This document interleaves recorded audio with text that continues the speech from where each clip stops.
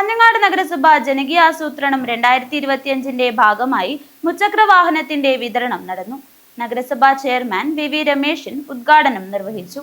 ഭിന്നശേഷിക്കാരുടെ ഉന്നമനവും സ്വയം തൊഴിൽ കണ്ടെത്താനുള്ള പ്രോത്സാഹനവും ലക്ഷ്യമാക്കി കാഞ്ഞങ്ങാട് നഗരസഭ 8 പേർക്ക് മുച്ചക്ര വാഹനങ്ങൾ വിതരണം ചെയ്തു. നഗരസഭയുടെ 2025-26 വാർഷിക പദ്ധതിയിൽ ഉൾപ്പെടുത്തി 11.40 ലക്ഷം രൂപ വകയിരുത്തിയാണ് ഈ ക്ഷേമ പദ്ധതി നടപ്പിലാക്കിയത്.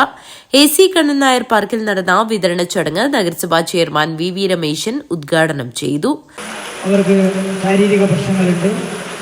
ആ സഹോദരന്മാരെ കൈപിടിക്കേണ്ടത് നമ്മുടെ ഉത്തരവാദിത്തമാണ്. ആ ഉത്തരവാദിത്തമാണ് നഗരസഭ ഇവിടെ നിർവഹിക്കുന്നത്.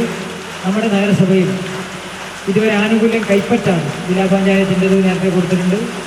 കാഞ്ഞങ്ങാട് നഗരസഭ കഴിഞ്ഞ കുറേ വർഷങ്ങളായിട്ട് ഈ പദ്ധതിയിൽ ഉൾപ്പെടുത്തിയ ആളുകൾക്ക് വാഹനം കൊടുക്കുന്നുണ്ട്.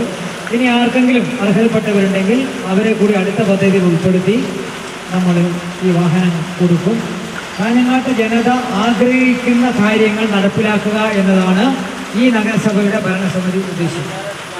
ആ നിലയിൽ ഓരോ പദ്ധതികളും സമയബന്ധിതമായി പൂർത്തീകരിച്ച് മികച്ച പ്രകടനം കാഴ്ചവെക്കണം എന്നതാണ് നഗരസഭ ലക്ഷ്യം വയ്ക്കുന്നത്.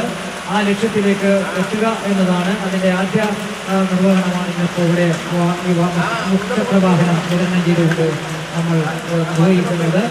ഈ പരിപാടിയിൽ പങ്കെടുത്ത എല്ലാവരെയും അഭിവാദ്യം ചെയ്തുകൊണ്ട് വൈസ് ചെയർപേഴ്സൺ ലതാ ബാലകൃഷ്ണൻ അധ്യക്ഷത വഹിച്ചു.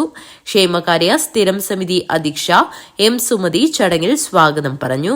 മറ്റ് സ്ഥിരം സമിതി അധ്യക്ഷന്മാരായ MP ജാഫർ, മുഹമ്മദ് മുറിയനാവി, ഫൗസിയ ഷെരീഫ്, നഗരസഭാ സെക്രട്ടറി MK ഗിരീഷ് എന്നിവർ സംസാരിച്ചു. ICDS സൂപ്പർവൈസർ ഗൗരിശ്രീ നന്ദി രേഖപ്പെടുത്തി. News bureau, Kanhangad.